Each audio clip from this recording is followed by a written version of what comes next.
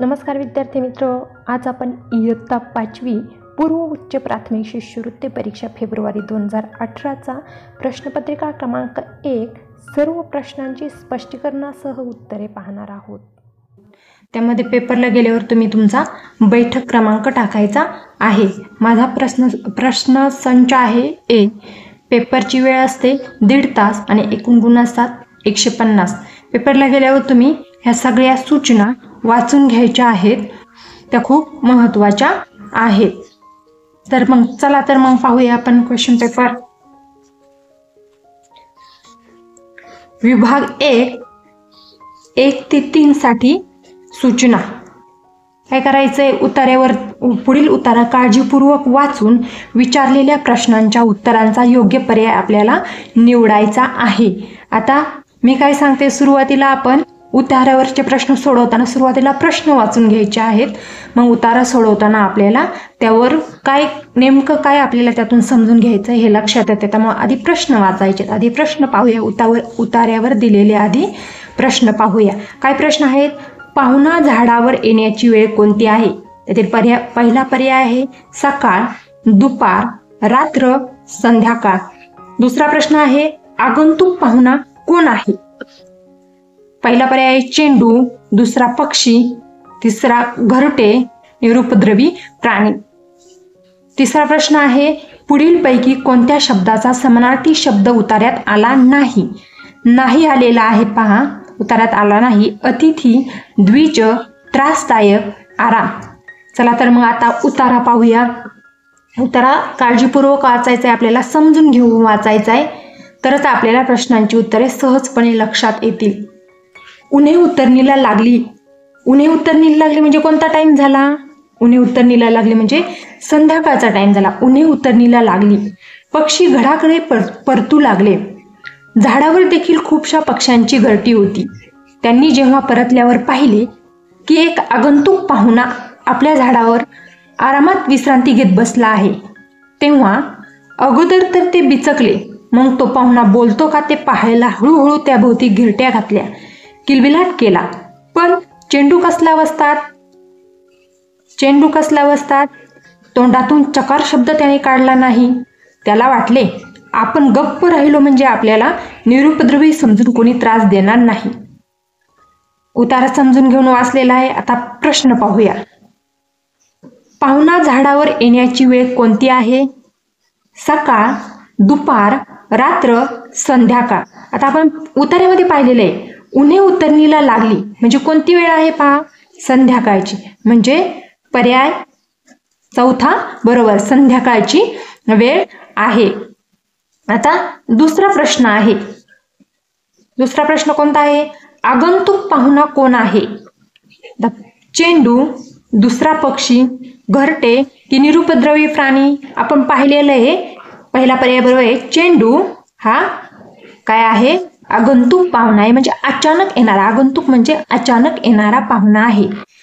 तिसरा प्रश्न आहे पुढीलपैकी कोणत्या शब्दाचा समानार्थी शब्द उतार्यात आला नाही? आता मुलं पहा काय करतात, घाई करतात आणि आला नाही हा शब्द पाहतच नाहीत। त्यामुळे आला नाही हा शब्द महत्वाचा आहे। आता कोणता शब्दाचा समानार्थी शब्द उतार्यात आला नाही? अतिथी ते म्हणजे पाहुणा आलेला आहे। द्विज म्हणजे पक्षी, त्रासदायक, आराम। आता आराम म्हणजे विश्रांती पण आलेला आहे। आता त्रासदायक हा शब्द समानार्थी शब्द त्रासदायक या शब्दाचा आलेला नाही, म्हणजे तिसरा पर्याय बरोबर आहे। आता पुढे पाहूया। पुढील प्रश्न तिसरा पाहिलेला आहे। आता चौथा प्रश्न पाहूया आपण। चौथा 4 ते 6 साठी सूचना। पुढील बातमी काळजीपूर्वक वाचून विचारलेल्या प्रश्नांच्या उत्तरांचा योग्य पर्याय निवडा। आता बातमीचं शीर्षक आहे राष्ट्रीय स्मारकांमध्ये प्लॅस्टिक बंदी। आता बातमी वाचून घ्यायची आहे। नवी दिल्ली स्वच्छ भारत स्वच्छ स्मारक मोहिमेचा भाग म्हणून देशातील सर्व राष्ट्रीय स्मारके तसेच पर्यटन स्थळांवर प्लॅस्टिक बंदीची घोषणा करण्यात आली। काल दिल्ली येथे केंद्रीय पर्यटन मंत्र्यांनी महात्मा गांधी जयंतीचा मुहूर्त साधून ही घोषणा केली। सर्व राष्ट्रीय स्मारकांच्या परिसरात संपूर्ण प्लास्टिक बंदीची अंमलबजावणी महिनाभरात करण्याचे, तसेच या ठिकाणी स्वच्छतागृह, उपाहारगृहांची सुविधा पुरवण्याचे निर्देशही त्यांनी केले. यामध्ये आता चौथा प्रश्न आहे, प्लास्टिक बंदी हा कोणत्या मोहिमेचा भाग आहे?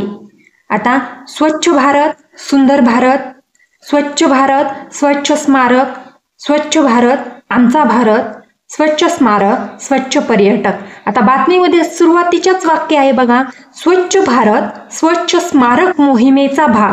म्हणजे कोणता पर्याय येईल?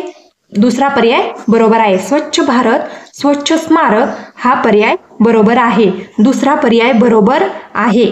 आता पाचवा प्रश्न आहे, मोहिमेअंतर्गत कोणत्या सुविधा पुरवण्याचे निर्देश दिले गेले? आता पर्याय आहेत स्वच्छतागृह, उपाहारगृह, प्लास्टिक वस्तू. पहिला पर्याय फक्त ब, दुसरा आहे अ ब क, तिसरा आहे फक्त क आणि चौथा आहे फक्त अ आणि ब. आता पहा, ह्यामध्ये दिलंय स्वच्छतागृह आणि उपाहारगृह सुविधा पुरवण्याचे निर्देश. जे अ आणि ब हे दोन्ही पर्याय बरोबर आहेत. असा पर्याय कुठे आहे पहा, चौथा पर्याय आहे, फक्त अ व ब. आता पुढील प्रश्न आहे, मोहिमेची घोषणा कोणत्या दिवशी केली? आता बातमीमध्ये पहा, मोहिमेची घोषणा कधी केली केंद्रीय पर्यटन मंत्र्यांनी? महात्मा गांधी जयंतीचा मुहूर्त साधून. म्हणजे महात्मा गांधी जयंती कधी आहे पहा, महात्मा गांधी जयंती 2 ऑक्टोबर या दिवशी आहे. महात्मा गांधी जयंती म्हणजे याच्यामध्ये 2 ऑक्टोबर कधी पर्याय आहे? 2 ऑक्टोबर हा तिसरा पर्याय बरोबर आहे. आता पुढील प्रश्न पाहूया. 6वा पाहिलेला आहे. आता 7वा प्रश्न पाहूया. 7 ते 9 साठी सूचना. आता पुढील वाक्यातील विशेषणांची संख्या किती? पुढील वाक्यातील विशेषणांची संख्या किती? आता 7वं वाक्य पहा. 7वा प्रश्न आहे, 11व्या होडीला बांधलेली 12वी सामानाची होडी देखील छान चालली होती. या वाक्यामध्ये काय आहे? आपल्याला काय शोधायचं आहे? विशेषण. विशेषण म्हणजे काय? नामाबद्दल विशेष माहिती सांगणारा शब्द. आता कोणता शब्द सांगतोय यामध्ये नामाबद्दल विशेष माहिती? 11व्या होडीला 12वी आणि सामानाची होडी देखील छान. हे झाले 3 विशेषणे. तिसरं 3 पर्याय असलेला 3 उत्तर असलेला पर्याय कोणता? पहिला. म्हणजे किती विशेषणं आहेत? 3. 8वा प्रश्न आहे, पुढील पैकी निश्चितपणे एकवचनी नाम असलेला पर्याय ओळखा. आता ह्याच्यामध्ये निश्चितपणे आपल्याला काय शोधायचंय? एकवचनी नाम असलेला पर्याय. आता नाम कोणकोणते आहेत? पहिला आहे नशीब, दुसरा आहे गुलाब, तिसरा आहे जबाब, चौथा आहे हिशेब. आता याच्यामध्ये निश्चित नाम कोणतं आहे? एकवचनी नाम. पहिला पर्याय बरोबर आहे नशीब. नशीब हा एकवचनी नाम आहे. आता 9वा प्रश्न आहे, पुढील वाक्याचा काळ ओळखा. आपल्याला वाक्य दिलेलं आहे, त्याचा काळ ओळखायचा आहे. आता आपण चमचमणाऱ्या चंद्रतांण्यांची शोभा पाहायला जाऊ. काय पाहायला जाऊ? जाऊ म्हटलं की कोणता काळ येईल? भविष्यकाळ. मग कोणता पर्याय आहे? दुसरा पर्याय बरोबर आहे, भविष्यकाळ आहे. आता पुढील पैकी अशुद्ध शब्दाचा पर्याय कोणता? 10वा प्रश्न आहे, पुढील पैकी अशुद्ध शब्दाचा पर्याय कोणता? आता मध्ये पहिला पर्याय अरण्यलिपी, दुसरा आहे उदयनशीलता, निश्चित आणि तंत्रशुद्ध. हे सगळे पर्याय बरोबर आहेत, त्यामुळं हा प्रश्न सोडून द्यायचा आहे. आता 11वा प्रश्न आहे, पुढील पैकी निश्चितपणे फक्त पुल्लिंगी नाम असलेला पर्याय कोणता? आता आपल्याला फक्त पुल्लिंगी नाम असलेला पर्याय शोधायचा आहे. पुल्लिंगी मग कोणकोणते पर्याय आहेत पहा. वेळ, ढेकर, बाग आणि हिरा. तर यातील योग्य पर्याय कोणता? पुल्लिंगी नाम असलेला पर्याय कोणता आहे? हिरा. आता पुढचा प्रश्न पाहूया आपण. पुढचा प्रश्न आहे 12वा. पुढचा प्रश्न आहे 12वा. कोणता आहे? अचानक आलेल्या टोळधाडीने पिकांचा टिंबटिंब टिंबटिंब. वरील वाक्य अर्थपूर्ण होण्यासाठी योग्य पर्याय निवडा. आता पर्याय आहेत श्री गणेशा करणे, निगराणी करणे, बंदोबस्त करणे, फन्ना उडवणे. आता कोणता पर्याय योग्य येईल? अचानक आलेल्या टोळधाडीने पिकांचा फन्ना उडवला. पुढील प्रश्न आहे 13वा प्रश्न आहे, चौकटीतील अक्षरे जुळवून तयार होणाऱ्या म्हणीतील डावीकडून 7वे अक्षर कोणते? आपल्याला आधी त्यासाठी या चौकटीमधून म्हण तयार करावी लागेल. कोणती म्हण तयार होते ते पाहून त्यातून डावीकडून 7वं अक्षर आपल्याला शोधायचं आहे. आता ह्या म्हणी चौकटीकडे व्यवस्थित लक्ष द्या बरं. कोणती म्हण तयार होईल? ह्या चौकटीमध्ये कोणती म्हण तयार होतील? तळे राखील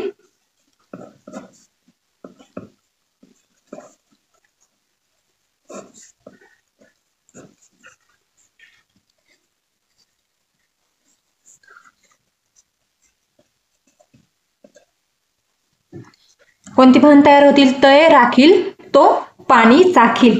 आता ह्या म्हणीची उजवी साईड ही आहे आणि डावी साईड ही आहे. आता आपल्याला डावीकडून 7वा अक्षर शोधायचंय. म्हणजे 1 2 3 4 5 6 7 म्हणजे कोणता अक्षर येते? पा. म्हणजे कोणता पर्याय बरोबर आहे? पहिला पर्याय बरोबर आहे. पहिला पर्याय बरोबर आहे. आता 14 ते 16 साठी सूचना. पुढे सुसंगत परिच्छेदाची 3 वाक्ये दिली आहेत. परिच्छेदाची वाक्ये पूर्ण करण्यासाठी योग्य शब्दाचा पर्याय निवडा. आता आपल्याला परिच्छेद तयार करायचा आहे. काय करायचं आहे? परिच्छेद तयार करायचा आहे. त्यासाठी 3 वाक्ये दिलेली आहेत. जोपर्यंत आपण 3 वाक्य वाचत नाही तोपर्यंत आपल्याला परिच्छेद कळणार नाही. त्यामुळे आपण आधी काय करायचंय? 3 पण वाक्य वाचून घ्यायचे आहे. काय वाक्य आहे? दुष्काळी प्रदेश टिंबटिंब हिरवाईने नटला. पुढचं वाक्य आहे, सर्व टिंबटिंब दुथडी भरून वाहू लागले. आणि त्याच्या पुढील वाक्य आहे पहा,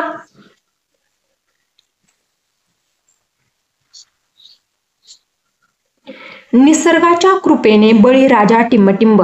म्हणजे हे काय आहे? निसर्ग, पाऊस यावर काहीतरी संबंधित असा उतारा आहे. तर मग आपण पाहूया 14वा प्रश्न. दुष्काळी प्रदेश टिंबटिंब हिरवाईने नटला. उन्हामुळे नटला का? महागाईमुळे, नापिकीमुळे, कशामुळे नटला? पावसामुळे. म्हणजे दुसरा पर्याय बरोबर आहे. दुष्काळी प्रदेश पावसामुळे हिरवाईने नटला. आता 15वा प्रश्न आहे, सर्व टिंबटिंब दुथडी भरून वाहू लागले. पहिला पर्याय नदी नाले, डबकी, तलाव, धरणे. काय वाहू लागले दुथडी भरून? पहिला पर्याय बरोबर आहे नदी नाले. नदी नाले दुथडी भरून वाहू लागले. आता तिसरा परिच्छेदातील तिसरा प्रश्न आहे, निसर्गाच्या कृपेने बळीराजा टिंबटिंब. पहिला आहे धास्तावला, दुसरा झेपावला, तिसरा सुखावला, चौथा निर्ढावला. काय झाला? निसर्गाच्या कृपेने बळीराजा सुखावला. तिसरा पर्याय बरोबर आहे. आता पुढील प्रश्न आहे 17वा. पुढील पैकी कोणता शब्द संगणकाशी संबंधित नाही? संगणकाशी संबंधित नाही असं विचारलेलं आहे. प्रश्न व्यवस्थित वाचत चला. नाही आहे हे सगळ्यात महत्वाचं आहे. आता कोणता शब्द संगणकाशी संबंधित नाही असं विचारलंय.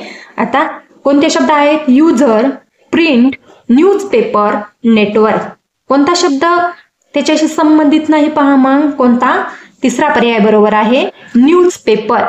आता गटात न बसणारा शब्द ओळखा. 18वा प्रश्न आहे, गटात न बसणारा शब्द ओळखा. तुरुंग, अश्व, वारू, कुंजर हे काय आहेत? समानार्थी शब्द आहेत. ते कशाचे आहेत? घोडा या शब्दाचे समानार्थी शब्द आहेत. कुंजर हा शब्द वेगळा आहे. हे सगळे घोड्याचे समानार्थी शब्द आहेत. आता 19वा प्रश्न आहे. काय आहे 19वा प्रश्न? शिक्षा या शब्दाचा विरुद्धार्थी शब्द निवडा. शिक्षा या शब्दाचा विरुद्धार्थी शब्द निवडा. आहे प्रगती, बक्षीस, कृपा, प्रशंसा. आता काय येईल बरं मग? शिक्षेच्या विरुद्धार्थी शब्द, शिक्षेच्या विरुद्धार्थी शब्द येईल बक्षीस. शिक्षा, बक्षीस. आता 20वा प्रश्न आहे, खालीलपैकी अलंकारिक शब्द व त्याचा अर्थ असलेली अयोग्य जोडी निवडा. कशी जोडी निवडायची आपल्याला? अयोग्य, चुकीची जोडी निवडायची आहे. आता काय आहे? पहिली जोडी आहे सूर्यवंशी, लवकर झोपेतून उठणारा. आहे का सूर्यवंशी म्हणजे लवकर उठणारा? नाही. लंकेची पार्वती, अंगावर दागिने नसलेली स्त्री. हा पर्याय बरोबर आहे. म्हणजे लंकेची पार्वती म्हणजेच अंगावर दागिने नसलेली स्त्री. तिसरा आहे आतल्या गाठीचा. आतल्या गाठीचा म्हणजे सगळं मनात ठेवणारा. हे अलंकारिक शब्द बरोबर आहे. चौथा आहे सांगकाम्या.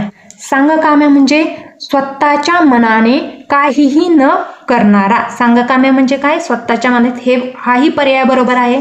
आपल्याला काय शोधायचं आहे? अयोग्य जोडी शोधायची आहे. अयोग्य जोडी कोणती आहे मग? पहिली जोडी अयोग्य आहे. सूर्यवंशी म्हणजे लवकर झोपेतून उठणारा.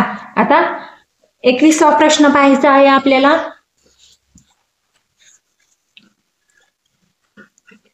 दोन नद्या एकत्र मिळण्याची जागा यासाठी योग्य शब्द पर्यायांमधून निवडा. आता पहिला पर्याय उगम, निगम, संगम, दुर्गम. दोन नद्या जिथं एकत्र मिळतात त्या जागेला काय म्हणतात? त्या नद्यांचा संगम असं म्हणतात. म्हणजे तिसरा पर्याय बरोबर आहे. पुढील 22वा प्रश्न आहे खालीलपैकी समूहदर्शक शब्द कोणत्या नामासाठी वापरला जातो? हे पर्यायातून निवडा. समूहदर्शक शब्द कोणता आहे? मंदियाळी. आता मग काय असतं? मंदियाळी कोणाची असते? मंदियाळी भक्तांची असते. करवंदांची काय असते? जाळी. धान्याची रास, सैनिकांची पलटण किंवा तुकडी. म्हणजे आपला कोणता पर्याय बरोबर आहे? भक्तांची मंदियाळी. 22वा प्रश्न आहे खालील समूहदर्शक शब्द कोणत्या नामासाठी वापरला जातो? हे पर्यायातून निवडा. आता समूहदर्शक शब्द आहे मांदियाळी. आता कोणते? मंदियाळी कशाची असते? भक्तांची. भक्तांची मांदियाळी. धान्याची रास असते. पुढील आहे 23वा प्रश्न आहे पुढीलपैकी पिल्लूदर्शक शब्दाची चुकीची जोडी असलेला पर्याय ओळखा. चुकीची जोडी असलेला पर्याय ओळखायचा आहे आपल्याला. पिल्लूदर्शक शब्दाचा गाईचं वासरू बरोबर जोडी आहे. हरिण शावक हे पण बरोबर आहे. वाघ बछडा हे पण बरोबर आहे. मेंढी करडू. मेंढीचं करडू असतं का? नाही. मेंढीचं काय असतं? कोकरू. म्हणजे चौथा पर्याय चुकीचा आहे. पुढे आहे 24वा प्रश्न आहे पुढीलपैकी कोणत्या पर्यायातील अक्षरे योग्य क्रमाने जुळवली असता वीज या अर्थाचा शब्द तयार होईल? आता वीज या शब्दाचा अर्थ तयार होणारा आपल्याला पर्याय शोधायचा आहे. आता हे सगळे शब्द यामिनी हे शब्द तयार होतात. निगराणी आणि दुसरा पर्याय बरोबर आहे सौदामिनी. 25वा प्रश्न आहे माझ्या भावाला कारल्याचा भाव जास्तच वाटला. या वाक्यातील अधोरेखित शब्दाचा योग्य अर्थ पर्यायामधून ओळखा. आता योग्य आपल्याला शब्द ओळखायचा आहे. आता भाव या शब्दाचा आपल्याला योग्य अर्थ पर्यायामधून शोधायचा आहे. भाव म्हणजे भाऊ, अंदाज, दर, हिशोब हे सगळे पर्याय आहेत. भाव म्हणजे मग कोणता अर्थ बरोबर आहे? दर. म्हणजे तिसरा पर्याय बरोबर आहे. विभाग दुसरा पाहणार आहोत. काय आहे? गणित. गणित मधील 26वा प्रश्न आहे 3,38,000 प्लस 325 प्लस 500 बरोबर किती? आता आपण कच्च्या पेजवर सोडवणार आहोत. आता किती किती दिलेले आहेत किमती पहा. 26वा प्रश्न आहे 3,38,000 हे अंकामध्ये मांडून घ्यायचं आहे. 3,38,000. पुढे आहे 325.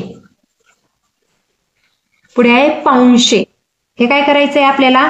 सगळ्यांचे शब्दामध्ये दिलेले अंकामध्ये लिहून घ्यायचंय आणि त्यांची बेरीज करायची आहे. 5 आणि 5 10.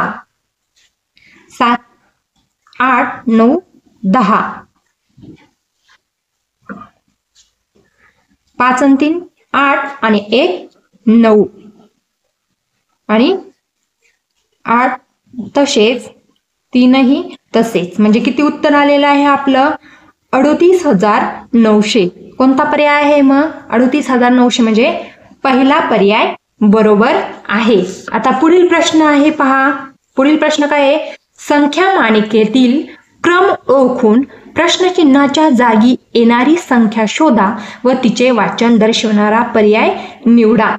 आता पर्याय पाहून घ्या आधी. काय आहे संख्या मालिका? 4,17,805. पुढे बॉक्स आहे. पुढील संख्या आहे 4,17,797.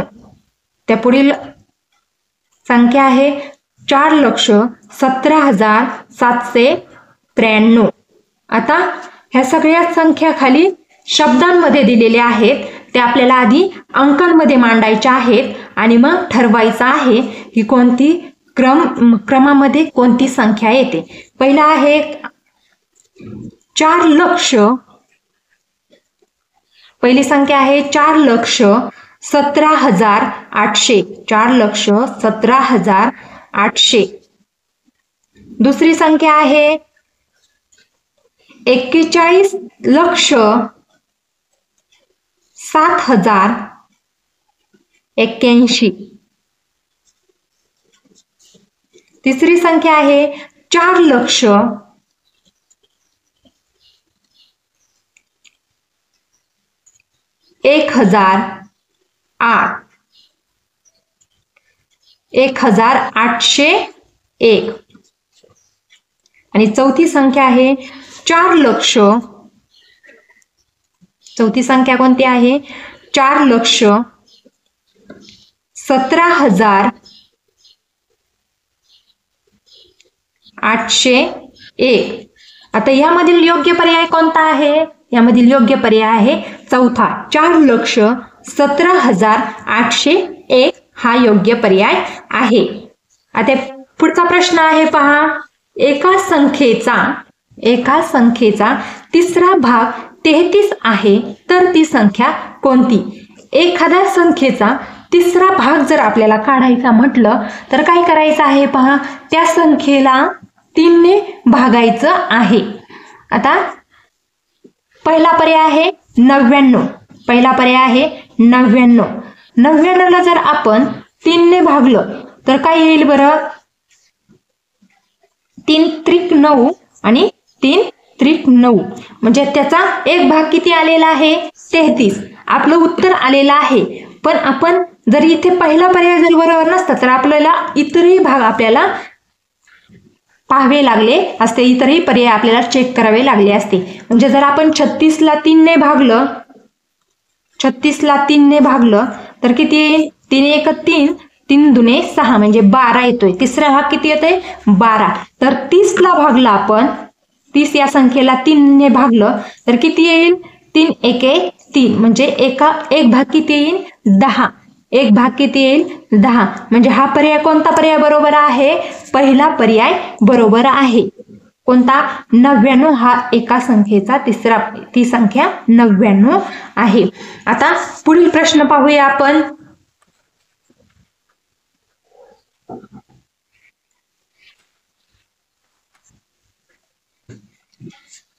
पुढील प्रश्न कोणता आहे? 29वा प्रश्न आहे. 2 समांतर रेषा परस्परांना टिंबटिंब. 2 समांतर रेषा परस्परांना पर्याय आहे छेदतात, वाढवल्यानंतर छेदतात, कधीही छेदत नाहीत, लंब असतात.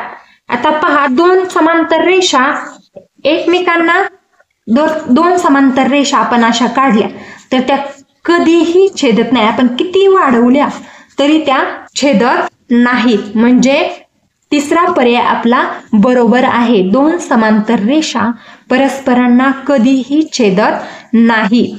आता 30वा पर्याय आहे. ते 30वा प्रश्न आहे.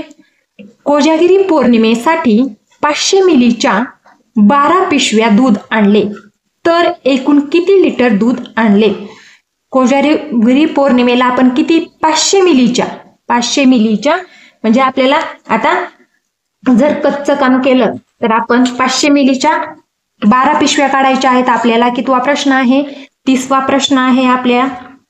काय दिलेला आहे त्यांनी? 500 मिलीच्या, म्हणजे काय करायचंय, 500 किती आणलेल्या आहेत पिशव्या, 12 आणलेल्या आहेत, म्हणजे 500 गुणिले 12 करायचे, तर आपल्याला एकूण दूध मिळेल. किती दूध आणलं, म्हणजे 12 ने शून्याला भागलं 0, 12 ने शून्याला भागलं गुणलं 0 आणि 12 पंचे 60, म्हणजे किती दूध आणलं रे आपण दूध आणलं 6000 मिलीलिटर. पण आपल्याला उत्तरामध्ये काय सांगितलंय, तर उत्तरामध्ये काय विचारलंय, तर एकूण किती लिटर दूध आणले, म्हणजे 6 लिटर मध्ये दिलंय, त्यांनी विचारलंय आणि आपल्याला आलंय उत्तर काय, मिलीलिटर. मग तुम्हाला आता हे काय मध्ये काढावं लागेल, लिटर, मिलीलिटरचं लिटर मध्ये करावं लागेल. 6000 मिलीलिटर बरोबर किती लिटर, 1000 मिलीलिटर बरोबर 1 लिटर, तर 6000 मिलीलिटर बरोबर 6 लिटर. किती येत आहे, 6 लिटर. तर मग पर्याय कोणता बरोबर आहे आपला, तर 6वा पर्याय, तिसरा पर्याय बरोबर 6 उत्तर असलेला तिसरा पर्याय, 6 लिटर दूध आणलं आहे. आता पुढचा प्रश्न आहे 31वा प्रश्न. 500 मुद्दलाचे दशादशे 8 दराने 3 वर्षाचे सरळ व्याज किती, दशादशे 8 दराने. आता किती,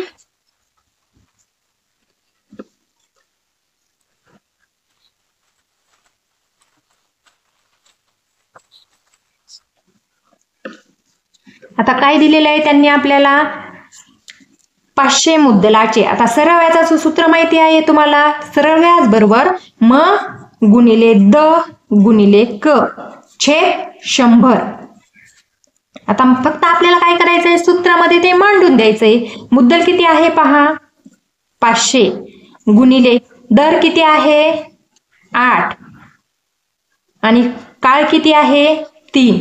फक्त हे सूत्रामध्ये टाकून द्यायचंय आणि आपण हे काढायचंय. ह्या 2 शून्याला हे 2 शून्य गेले. आता उत्तर काय येत आहे मग आपलं,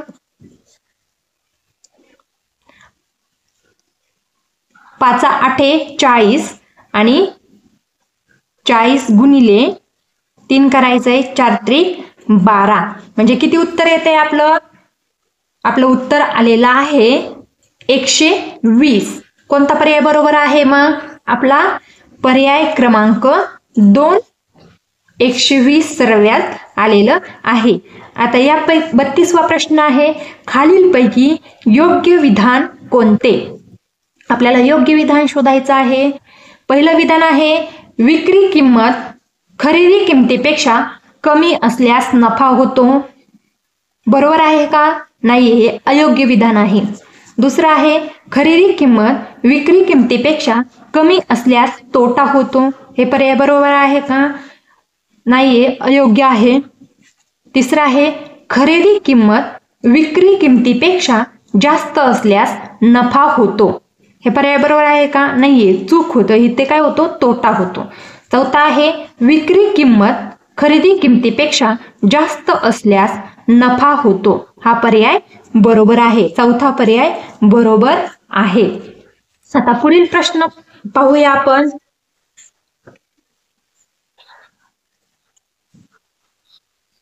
तेहतीसवा प्रश्न आहे आपला. 33वा प्रश्न आहे, रोमन संख्या चिन्हानुसार या संख्यांची बेरीज करायची आहे. आता आपल्याला या रोमन संख्या चिन्ह आपल्याला अंकामध्ये मांडून घ्यावे लागतील. आधी हे किती आहे x आणि किती आहे x म्हणजे 10 आणि हे किती होईल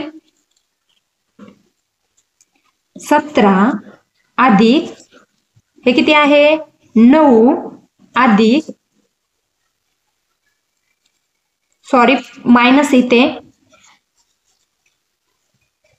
4 प्लस c म्हणजे 100 बरोबर किती असा प्रश्न आपल्याला आधी सुरुवातीला ते आपण अंकामध्ये मांडून घेतलेलं आहे. आता यांची बेरीज करायची सगळ्यांची 17 आणि 9 26 मायनस 4 प्लस 100 बरोबर 26 मायनस 4 किती येईल 22 प्लस 100 किती येत आहे 122. आता 122 असलेला पर्याय कोणता आहे आपले उत्तर आलेले 122. कोणता पर्याय आहे? दुसरा पर्याय बरोबर. प्रश्न 34 आहे, 24 ताशी घड्याळाप्रमाणे क्रिकेटचा सामना 10 वाजता सुरू होऊन 15:45 संपला तर सामना 12 ताशी घड्याळाप्रमाणे किती वाजता संपला? आपल्याला प्रमाण काय दिलंय? 24 ताशी घड्याळाचं आणि आपल्याला काढायचं आहे काय? 12 ताशी घड्याळाप्रमाणे. म्हणजे आपण काय करायचंय? सामना किती वाजता सुरू झालेला आहे? 10 वाजता. 10 वाजता सुरू झाला म्हटल्यानंतर 15 पर्यंत आपण काउंट करून किती वेळ चालला ते पाहायचंय. 11, 12, 13, 14, 15 म्हणजे 5 तास 45 मिनिटं सामना चाललेला आहे. आणि किती तासी घड्याळ? 12 ताशी घड्याळाप्रमाणे आपल्याला परत मोजायचंय. 12 ताशी 10 वाजता सुरू झालेला 11, 12, 1, 2, 3 आणि 3:45 काय होईल? हा सामना 3:45 संपेल. म्हणजे कोणता पर्याय बरोबर आहे? दुसरा पर्याय बरोबर आहे. 3:45 हा सामना संपेल. पुढील प्रश्न आहे 35वा प्रश्न आहे आपला, एका जंगलात बाभळीची 15%, सागाची 45%, पळसाची 20% व उरलेली जांभळाची झाडे आहेत. जर जंगलात एकूण 5000 झाडे असतील तर जांभळाची किती झाडे असतील? आता आपल्याला आधी काय करावे लागेल? बाभळीची, सागाची आणि पळसाची झाडे काढावी लागतील तर आपल्याला उरलेली जांभळाची झाडे मिळतील. म्हणजे आपण काय करायचंय? यामध्ये सुरुवातीला 15% कशाची आहेत? 15% बाभळीची झाडे आधी काढून घ्यायची. सुरुवातीला बाभळीची झाडे काढून घ्यायची आहेत. 15% काढायचे म्हणजे 15/100 किती आलेले आहेत?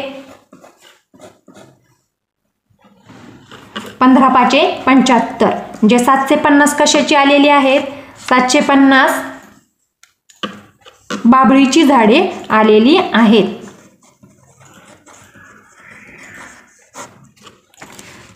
पुढचा आहे सागाची झाडे. सागाची किती आहेत? 45%. 45% म्हणजे 45/100 आणि आपल्याला त्यांची टक्केवारी काढायची आहे म्हणून 5 किती एकूण झाडं किती? 5000. आता आपण 45 गुणिले किती आहे? 50 करायचं आहे. 0 आहे इथेच मानू द्या. 5×5 25, 4×5 = 2 22 किती आलेले आहे? सागाची झाडे किती आलेली आहेत? 2250. सागाची किती आलेली आहेत? 2250. आणि आता तिसरं आहे कशाची झाडे आहेत? तिसरी पळसाची. पळसाची किती आहेत? 20%. 20% म्हणजे 20/100. एकूण झाडे किती आहेत? 5000. टक्केवारी काढून घ्यायची आहे आपल्याला. 2×5=10,000 म्हणजे पळसाची किती आलेली आहेत? 1000 झाडे. म्हणजे काय करायचं आहे आपल्याला आता?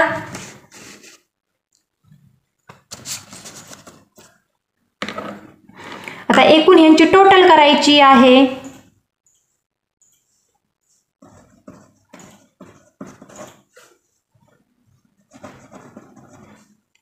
$2250 कशाची आहेत?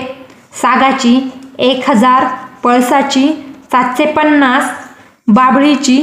यांची टोटल करायची आहे आणि एकूण झाडांमधून आपल्याला काय करायचं आहे? ती 4000 एकूण ह्या तिन्हींची बेरीज आलेली आहे. एकूण झाडे किती आहेत आपली? एकूण झाडे आहेत 5000. एकूण झाडे किती आहेत? 5000 - 4000 म्हणजे किती आले आहेत? जांभळाची झाडे किती आहेत? 1000. म्हणजे आपला कोणता पर्याय बरोबर आहे? जांभळाची झाडे असलेला पर्याय कोणता बरोबर आहे? तिसरा पर्याय बरोबर आहे. आता पुढे आहे 36 तास. ते 36वा प्रश्न आहे 6 तास 52 मिनिटे म्हणजे किती? आता 6 तास काढायचे असतील तर काय? तासाचे मिनिट करायचे असतील तर काय करायचं? 6 × 60 करायचे. किती मिनिटे येतील?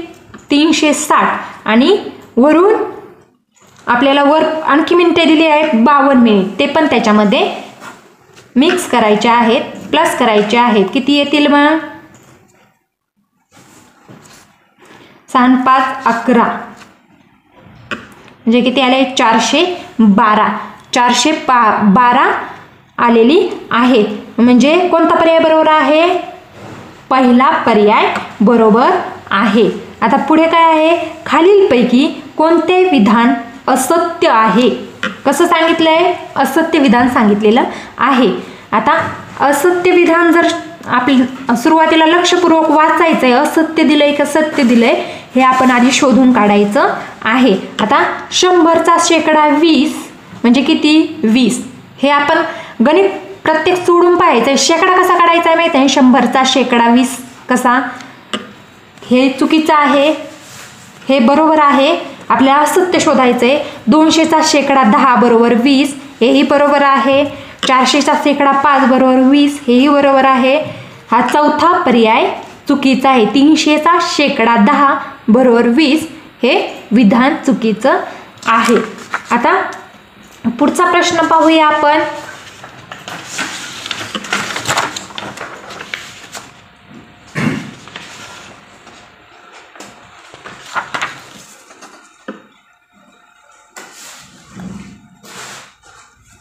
अडतीसवा प्रश्न आहे.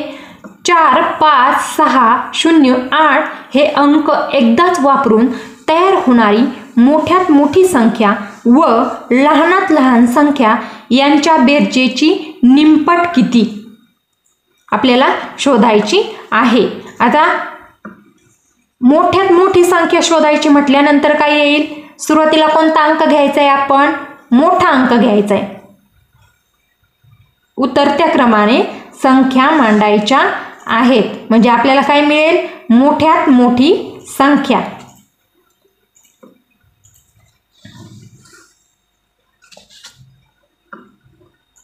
आणि काय करायचंय? कशाची बेरीज करायची आहे? मोठ्यात मोठी संख्या आणि लहानात लहान संख्या.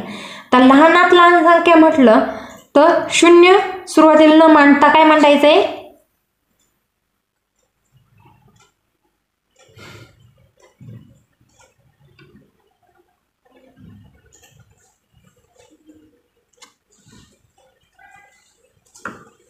यांची बेरीज करायची आहे. आता यांची आपल्याला बेरीज करायची आहे. 8 आणि 0 8 6 4 10 चला 1 5 5 10 आणि 1 11 7 8 आणि 4 12. आता आपल्याला काय करायचं आहे? निमपट करायची आहे. म्हणजे याला काय करायचं आहे? 2 नी भाग द्यायचा आहे. आता 2 नी भाग दिल्यावर काय येईल बघा? बे एके बे, बे सकी 12, बेत्रिक 6 एक राहिला, बेपंचे 10 परत एक राहिला, बेपंचे 10 आणि बेचोक 8 म्हणजे किती आलेली ही संख्या?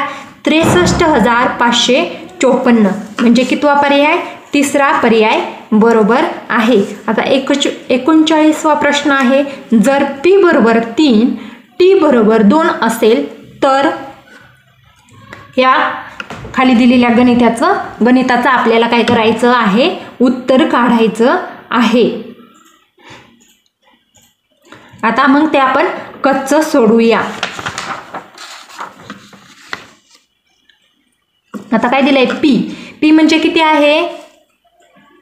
3 गुणिले परत p आहे. p म्हणजे 3 प्लस 2 गुणिले p म्हणजे किती? 3 गुणिले t म्हणजे 2 प्लस t म्हणजे 2 गुणिले परत 2 बरोबर किती? आपण हे काय केलेलं आहे? आधी दिलेलं ह्याच्यामध्ये मांडून घेतलेलं आहे. गणितामध्ये मांडून घेतलेलं आहे. 3 गुणिले 3 अधिक 2 गुणिले 3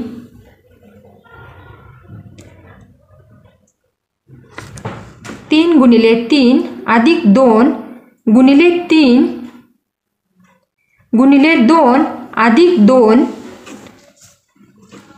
किती येत आहे? 3 त्रिक 9. आधी गुणाकार करून घ्यायचा आहे.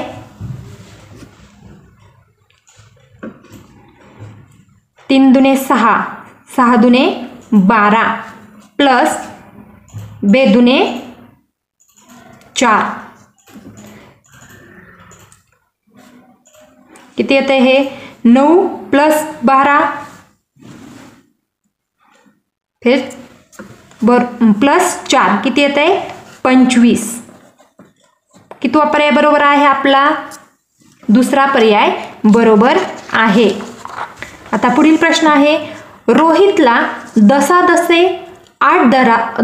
7 दराने एका मुद्दलाचे 3 वर्षाचे सरळ व्याज 2520 रुपये मिळाले तर मुद्दल किती? 2520 रुपये मिळाले तर मुद्दल किती? आता आपल्याला इथं काय दिलेलं आहे? सरळ व्याज दिलेलं आहे आणि मुद्दल काढायची आहे. तेच सूत्र वापरायचं आहे. फक्त वापरताना काय करायचं आहे आपल्याला? त्या सूत्रामध्ये किमती काय करायच्या आहेत? सूत्रामध्ये किमती व्यवस्थित मांडायच्या आहेत. काय दिलेलं आहे बघा सूत्र?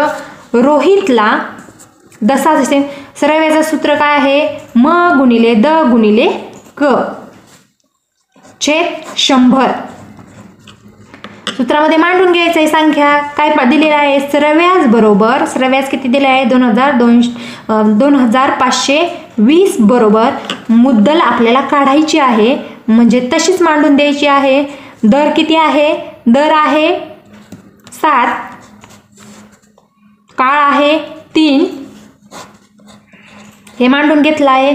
आता म इकडे ठेवला आहे आणि काय केलंय? हे इकडे सगळं आणायचं आहे.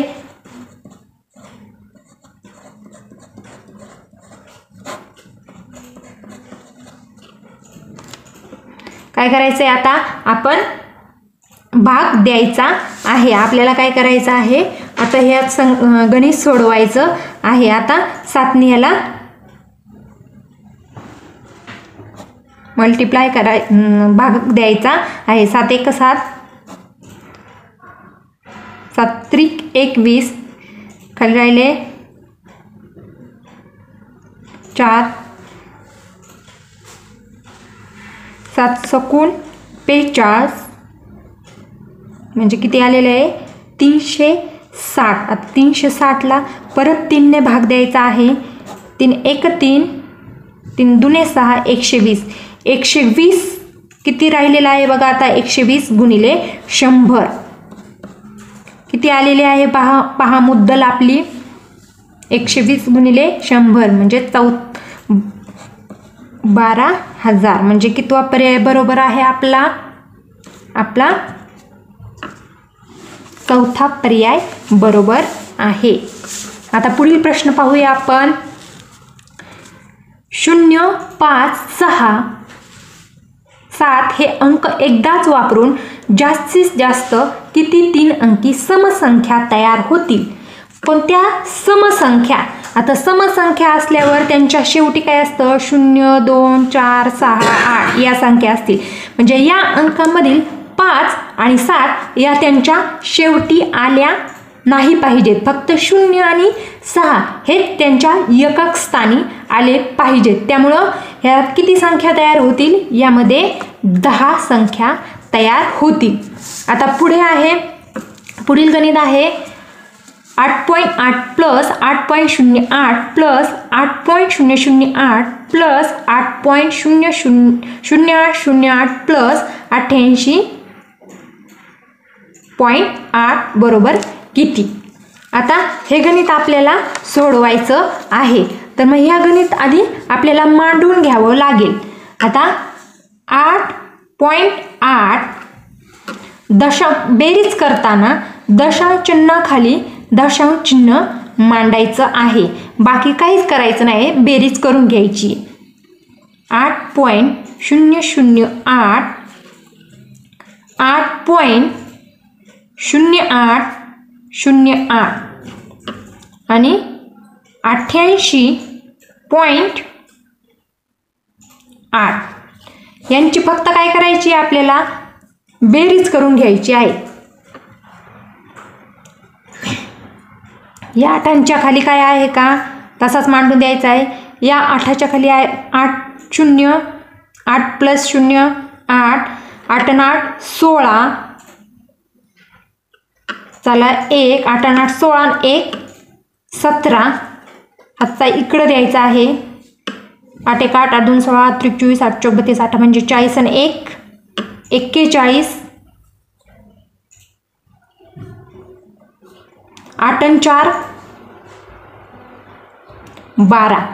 काय करायचं आहे, फक्त दशांश चिन्हाखाली दशांश चिन्ह मांडून द्यायचं आहे आणि आपलं उत्तर आलेलं आहे. किती उत्तर आलेलं आहे? 121.7688 हे उत्तर आलेलं आहे. म्हणजे तिसरा पर्याय बरोबर आहे. कितवा पर्याय बरोबर आलेला आहे? आपला तिसरा पर्याय बरोबर आलेला आहे. आता पुढील 42वा प्रश्न झालेला आहे. पुढील प्रश्न पाहूया.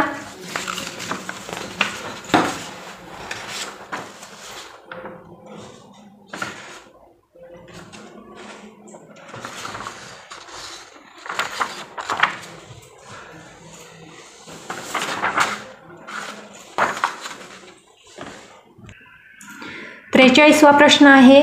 घड्याळ 4 वाजले आहेत. घड्याळाच्या तास काटा व मिनिट काटा या दोन्ही काट्यांमध्ये कोणत्या प्रकारचा कोन होतो? आता घड्याळ किती वाजलेले आहेत? 4 वाजलेले आहेत. आपण कच्चं काय करायचं आहे, घड्याळ काढून घ्यायचं आहे आणि आपल्याला पहा घड्याळ मांडून घ्यायचं आहे पटकन आणि त्याच्यामध्ये किती वाजले आहेत ते दाखवायचं आहे. घड्याळात किती वाजले आहेत? 4 वाजले आहेत. म्हणजे तास का मिनिट काटा 12 आणि तास काटा इथे 4 येईन 4 वर आहे. म्हणजे किती कोणता कोण तयार होईल? विशाल कोन. म्हणजे पहिला पर्याय बरोबर आहे. आता पुढील प्रश्न आहे. 17/8 आणि 23/6 चौकोनाच्या जागी कोणते चिन्ह येईल? यामध्ये कोणते चिन्ह येईल बरं? दुसरा पर्याय बरोबर आहे. यामध्ये हे चिन्ह येईल. आता पुढे पहा 45वा प्रश्न आहे. 9 दशलक्ष ही 9 दशलक्ष 9 ही संख्या अंकात लिहायची आहे. 9 दशलक्ष 9 ही संख्या आपल्याला काय करायची? अंकात लिहायची आहे. कोणती येईल मग? 9 दशलक्ष 9 दुसरा पर्याय बरोबर आहे. 9 दशलक्ष 9 ही संख्या अशी लिहिली जाईल. आता पुढील प्रश्न आहे. 46वा प्रश्न आहे. एका कंपनीने दिवाळी निमित्त आपल्याला 60 कर्मचाऱ्यांना प्रत्येकी अर्धा किलो प्रमाणे मिठाई वाटली. रुपये 320 प्रति किलो या दराने मिठाई खरेदी केली असल्यास कंपनीला एकूण किती खर्च आला? आता आपल्याला काय करायचंय, आधी मिठाई किती वाटली हे आधी काढून घ्यावं लागेल. 60 कर्मचाऱ्यांना प्रत्येकी अर्धा किलो प्रमाणे म्हणजे अर्धा किलो म्हणजे किती? 500 ग्रॅम. किती? 60 कर्मचाऱ्यांना आपण मिठाई वाटलेली आहे. 6 0 0 6 0 0 6 पंचे 30 म्हणजे 30,000 ग्रॅम. म्हणजे किती झाले? 30 किलो मिठाई वाटली 60 कर्मचाऱ्यांना. आणि किती किलो दराप्रमाणे? 320 किलो दराप्रमाणे. म्हणजे 30 गुणिले 320 करायचं आहे. 30 शून्य मांडून द्यायचं आहे. 30 0 0 3 दुने 6 आणि 3 त्रिक 9 म्हणजे किती येईल? 9,600 रुपये आपल्याला या कंपनीला एकूण खर्च आलेला आहे. किती आलेला आहे? आपला पर्याय तिसरा बरोबर आहे. 9,600 हा तिसरा पर्याय आहे म्हणून तिसरा पर्याय बरोबर आहे. आता 47वा प्रश्न आहे.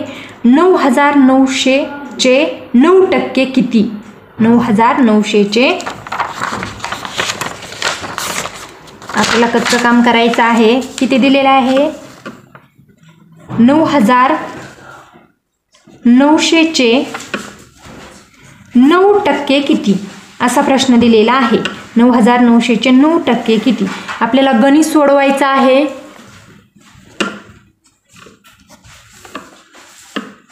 शून्याला शून्य गेले.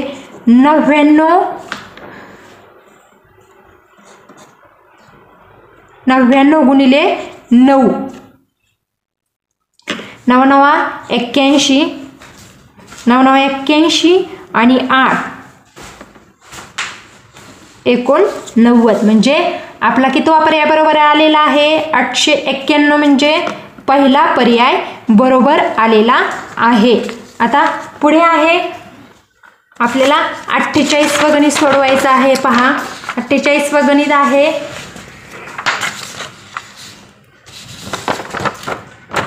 खाली दिलेल्या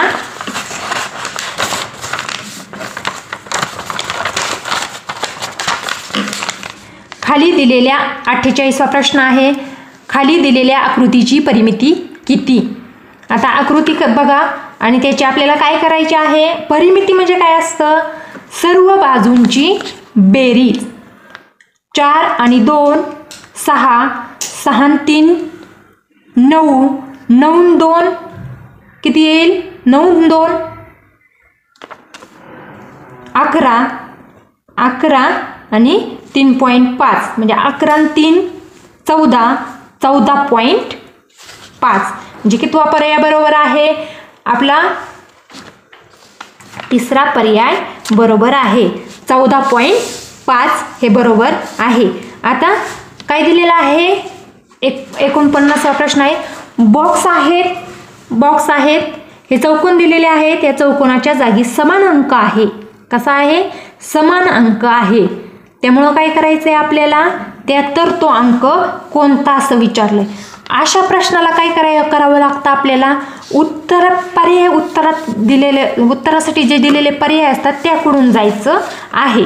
म्हणजे जर आपण ह्याच्यामध्ये 4 टाकून पाहिला, पहा 4 टाकून पाहिला, मग कच्चं काम करून पाहू. 4 टाकून सुरुवात, पहिला पर्याय आहे.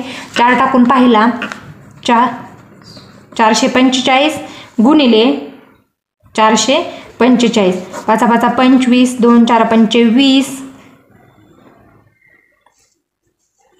2 4 25 आणि 2 22 4 25 आणि 2 22 0 4 25 2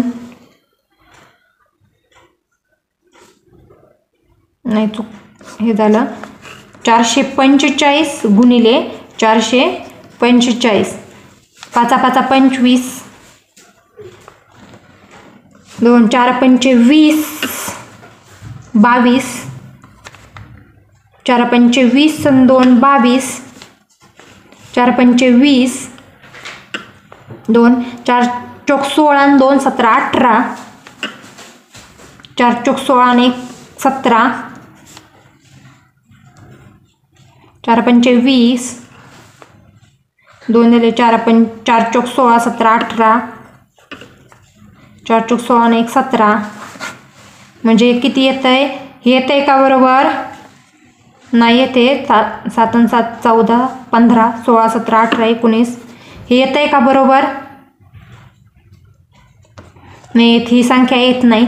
म्हणजे हे सगळे आपण काय करायचं? याच्या बॉक्समध्ये टाकून बघायचंय आणि मग उत्तर बरोबर येते का ते पाहायचंय. तर मग आपण शेवटचा पर्याय पाहूया.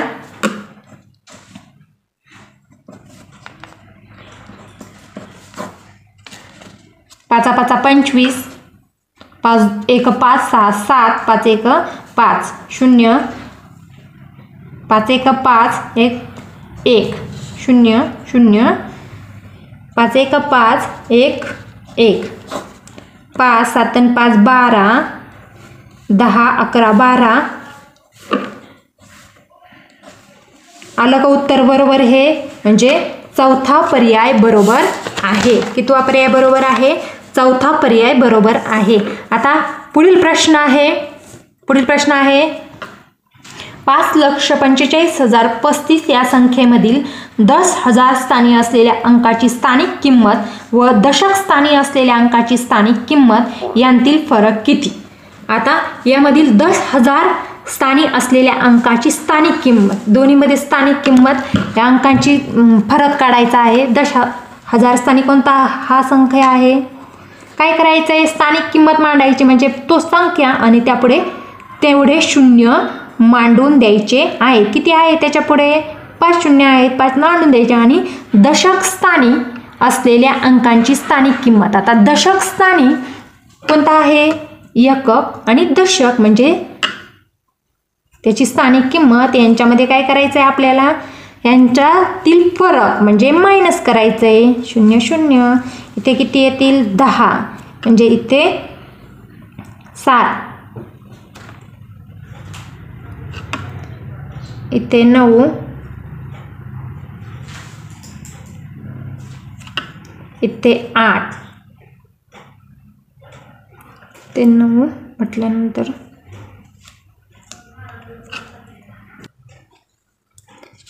आता काय या 5,45,035 या संख्येमधील दशहजार स्थानी असलेल्या अंकाची स्थानिक किंमत व दशक स्थानी असलेल्या अंकाची स्थानिक किंमत यातील फरक काढायचा आहे. आता यातील फरक काढण्यासाठी आपल्याला काय करावे लागेल, त्या 10,000 स्थानी कोणता अंक आहे 4 हा अंक आहे. 10,000 स्थानी कोणता अंक आहे 4 हा अंक आलेला आहे. त्याची स्थानिक किंमत आणि दशक स्थानी असलेल्या संख्येची स्थानिक किंमत आपल्याला काढायची आहे. आता 10,000 स्थानी अंक असलेले 4 हा अंक आहे आणि त्याच्या पुढे जेवढ्या संख्या आहेत, स्थानिक किंमत म्हणजे त्याच्या पुढे जेवढ्या संख्या आहेत तेवढे शून्य आपल्याला मांडून द्यायचे आहेत. किती संख्या आहे 4 म्हणून ती झाली स्थानिक किंमत आणि 3 दशक स्थानचा अंक आहे त्यापुढे मांडून द्यायचा आहे. आता 10 मधून 3 गेले, राहिले 7. पुढे आहे इथे 9 आहे म्हणजे आपल्याला काय करावं लागेल, आता आपण मायनस करतोय, सॉरी मायनसचं हे मांडलंच नाही, मायनसचं चिन्ह मांडलंच नाही. आता ह्याच्यामधून 9 तसेच मांडायचे आहेत आणि हे इथं, त्यामुळं मग इथे झाले 9 गेलं.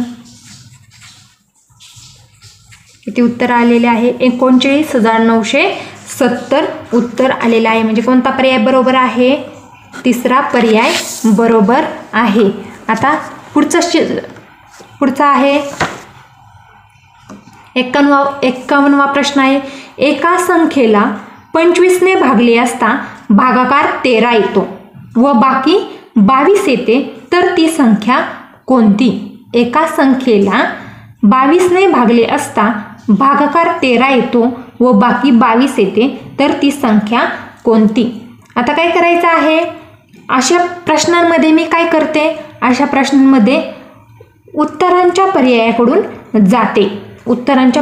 जाते. म्हणजे प्रत्येक संख्येला आपण काय करायचंय, भाग देऊन पाहायचा आहे. प्रत्येक संख्येला काय करायचंय, भाग देऊन पाहायचा आहे. आता जर 355ला 25 ने भागलं, 355ला 25 ने भागलं तर 25 एक 25 खाली राहिले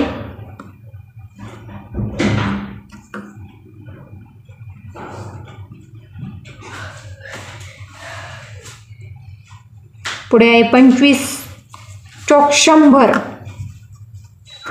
भागाकार इथे किती येतोय 14 येतोय आणि बाकी 5 उरते. म्हणजे आपण काय करायचं आहे, प्रत्येक संख्येला भागून पाहायचं आहे. तसंच मी सगळ्या संख्येंना भागलं तर माझ्या अशा लक्षात आलं की चौथा पर्याय आपल्याला, जर चौथ्या पर्याय 347ला जर आपण 25 या संख्येने भागलं तर किती येत आहे, उत्तर येत आहे 25 एक 25 खाली किती राहिले 5 4 9 25 त्रिक 75.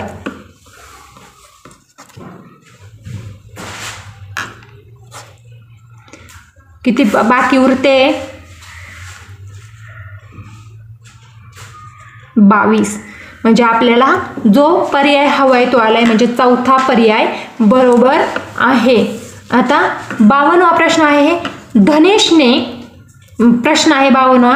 धनेशने 50 व 100 रुपयाच्या प्रत्येकी, धनेशने काय केलेले आहे 50 व 100 रुपयाच्या प्रत्येकी 8 नोटा बँकेत देऊन त्या रकमेच्या 10च्या नोटा मागितल्या तर त्याला 10 रुपयाच्या किती नोटा मिळतील? आता 50 रुपयाच्या आपण काय केलेले आहे 50 गुणिले 8 करायचं. 50च्या 8 नोटा आणि 100च्या 8 0 0 8 45 म्हणजे किती रुपये झाले 400 आणि 100च्या देखील काय केलेल्या आहेत, 8 नोटा घेतलेल्या आहेत, म्हणजे काय 800. 800 प्लस 400 किती येतील, 1200. किती रुपये आहेत त्याच्याकडे, 1200. तर त्या रकमेच्या 10च्या नोटा किती येतील असं विचारले. तर मग काय करायचंय, 10 ने याला भागायचंय. आलं उत्तर तुमचं 10 एके 10, 10 दुने 20. म्हणजे धनेशकडे 10 रुपयाच्या किती नोटा असतील, धनेशकडे 10 रुपयाच्या किती नोटा असतील, 120 नोटा असतील. आता 53वा प्रश्न आहे.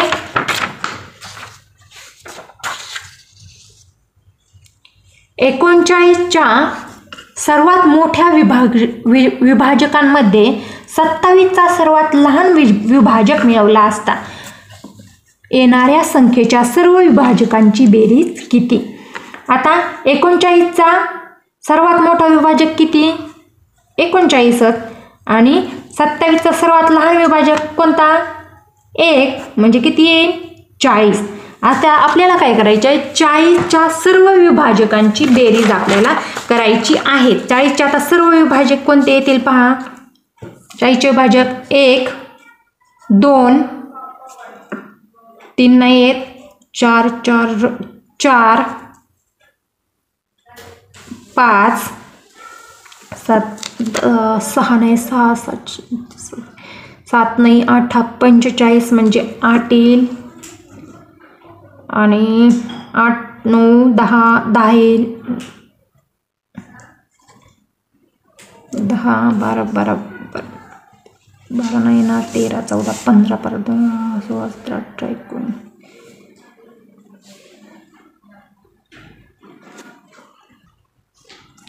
पुढील आहे संख्या 20 आणि 40. आणि या सगळ्यांची आपल्याला काय करायची आहे, बेरीज. 20, 40, 60, 70, 80 आणि 90. किती येत आहे, 90. म्हणजे कितवा पर्याय बरोबर आहे, दुसरा पर्याय बरोबर आहे. आता पुढे आहे 54वा प्रश्न आहे.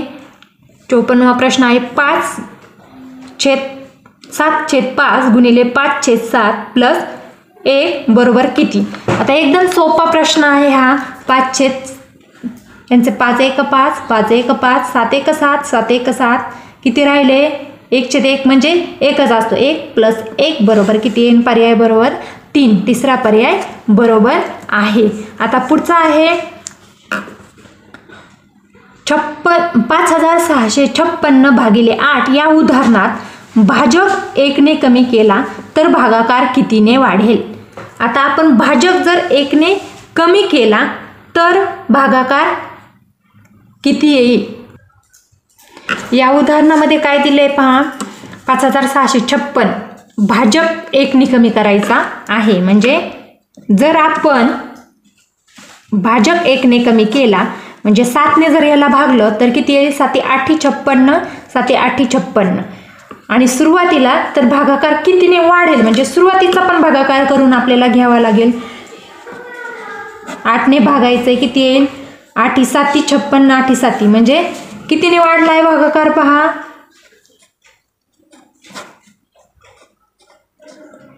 101. म्हणजे चौथा पर्याय बरोबर आहे. आता पुढील आहे 56 उदाहरण आहे. एक गाडी ताशी 80 किलोमीटर अंतर पार करते तर खालीलपैकी कोणते चुकीचे विधान चुकीचे आहे असं विचारलंय, चुकीचं विधान विचारलंय. आता पहिलं काय आहे, गाडी 1 तासात 80 किमी अंतर पार करते, हे विधान बरोबर आहे. गाडी अर्धा तासात 40 किमी अंतर पार करते. 1 तासात 80 किलोमीटर तर अर्ध्या तासात 40 किलोमीटर बरोबर आहे. गाडी 1 तास 25 मिनिटात 100 अंतर पार करते. ताशी काय दिले, 80 किलोमीटर, म्हणजे हा पर्याय बरोबर आहे. 1 तास 25 मिनिटात नाही तर 1 तासात काय करते, 1 तासात काय करते, अंतर पार करते. म्हणजे तिसरा पर्याय बरोबर आहे, चुकीचं विधान आहे. आता 57वा प्रश्न काय आहे, 12 मीटर 3 मिलीमीटर दशांश अपूर्णांकात कसे लिहाल. 12 मिलीमीटर 3 मिलीमीटर दशांश अपूर्णांकात आपल्याला ज्यावेळेस लिहायचं आहे त्यावेळेस कसं येईल पहा. मग ते कसं येईल 12 मीटर आणि मिलीमीटर हे पर्यायामध्ये कसं येईल. दुसरा पर्याय बरोबर आहे 12.003 हे पर्याय बरोबर आहे. आता पुढचा प्रश्न आहे 58वा प्रश्न आहे 2 दस्ता कागद प्लस 5 डझन कागद बरोबर किती कागद. 2 दस्ता कागद प्लस 5 डझन कागद. आता 2 दस्ता कागद म्हणजे किती कागद. 1 दस्ता म्हणजे किती 24 कागद म्हणजे 2 दस्ता म्हणजे 48 प्लस काय आहे 5 डझन. 5 डझन म्हणजे एका डझनमध्ये किती असतात 12 म्हणजे 12 पंचे 60 म्हणजे 60 किती येत आहे उत्तर 8 6 4 10 म्हणजे 108 किती कागद येतात 108. कितवा पर्याय आपला पर्याय बरोबर 1 बरोबर आहे.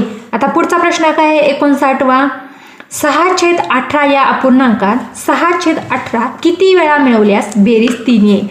असं गणित असतं त्या ठिकाणी काय करायचंय 6/18 याच्या छेदाला येणाऱ्या बेरजेने गुणायचे.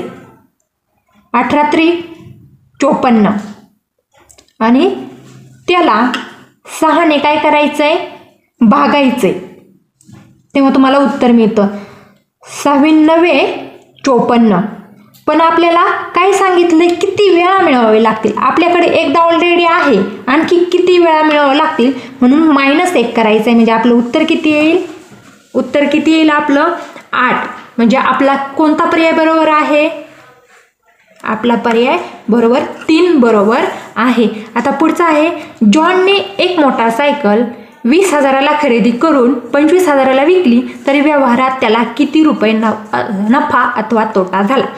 आता खरेदी किंमत जर विक्री किंमत जर खरेदी किंमतीपेक्षा जास्त असेल तर काय होतो नफा होतो. सरळ दिसतंय की इथे त्याने 25,000ला विकली आहे म्हणजे काय करायचंय 25,000मधून 20,000 वजा करायचे किती येईल आपलं उत्तर 5,000 म्हणजे 5,000 काय झालेलं आहे त्याला 5,000 झालेला आहे नफा. आता पुढचा आहे 61व गणित काय आहे शेजारील आकृती दुमडून घन बनविल्यास 5 हा अंक असलेल्या पृष्ठाच्या लगतच्या पृष्ठावर कोणता अंक येणार नाही असं विचारले. अंक येणार नाही असं विचारले तर आता कोणता अंक येणार नाही पहा. ह्याच्या दुमडलं तर शेजारी कोणता लगतच्या पृष्ठावर कोणता अंक येणार नाही. दुसरा पर्याय बरोबर आहे. कोणता दुसरा पर्याय बरोबर आहे म्हणजे 1 हा अंक हे ज्यावेळेस आपण दुमडू त्यावेळेस 1 हा अंक येणार नाही. आता पुढील प्रश्न आहे पहा 62वा प्रश्न आहे 6 सेमी रुंदी असलेल्या आयताची परिमिती 34 सेमी आहे. त्याच्या लांबीच्या दुपटी एवढी बाजू असलेल्या चौरसाचे क्षेत्रफळ किती. आता काय दिलंय 6 सेमी 62वा प्रश्न आहे 6 सेमी रुंदी असलेल्या आयताची परिमिती 34 आहे. आता काय करायचे परिमिती म्हणजे आयताची परिमिती म्हणजे काय लांबी गुणिले लांबी चारही बाजूंचा बेरीज. आता रुंदी किती येईल 36 म्हणजे 6 सेमी रुंदी असलेल्या आयताची परिमिती 34 आहे. 6 6 12 34 - 12 किती येईल 22 म्हणजे आयताची लांबी किती येईल 2ने भागायचं किती येईल 11 काय येईल त्याची लांबी येईल. तर त्याच्या लांबीच्या दुपटी एवढी बाजू लांबीच्या दुप्पट किती 11च्या दुप्पट किती 11 गुणिले 2 म्हणजे 22. 22च्या दुपटी एवढ्या चौरसाचे क्षेत्रफळ. आता चौरसाच्या क्षेत्रफळाचं सूत्र काय असतं चौरसाचे क्षेत्रफळ बाजू वर्ग म्हणजे 22चा वर्ग जर केला तर किती येईल 22चा वर्ग 484 चौ सेमी.